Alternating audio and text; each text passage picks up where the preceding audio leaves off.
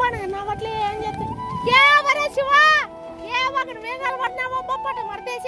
ఏం చేస్తావా మీ బిడ్డ ఏమో వస్తారు కలిసి ఏమైంది మళ్ళీ పట్ట ఏడు షేడ్లో పెడితే ఎవడద్దు ఏం కొనుపోతాడని పట్ట మడతేస్తున్నా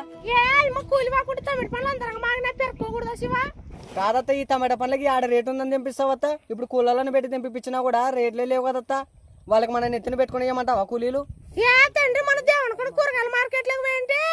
ఒక్కొక్కరు 30 రూపాయలు 20 రూపాయలు వేసిరి టమాటా పండ్ల రేట్లు ఏమంటావు కదా నువ్వు ఎట్లా చూడు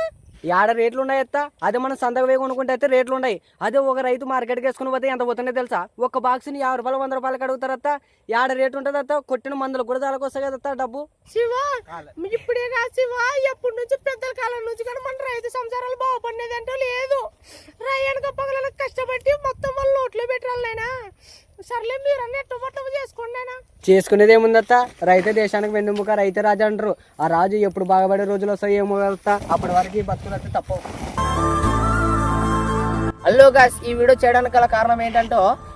రైతు అనేవాడు రేనక పగలనక కష్టపడి పండించే పంటకు సరైన ధర తీసుకోవట్లేదు. అలాంటిది మన సొసైటీలో ఎంతో మంది బాగుపడుతున్నారు కానీ ఒక్క రైతు మాత్రం వెనకబడి ఉంటుండడు. ఆ రైతును బాగుపరచాలనే ఉద్దేశంతో ఈ వీడియో తీసినాం. మీకు మా వీడియో నచ్చినట్టయితే లైక్ చేసి షేర్ చేయండి. జై జవాన్ జై కిసాన్.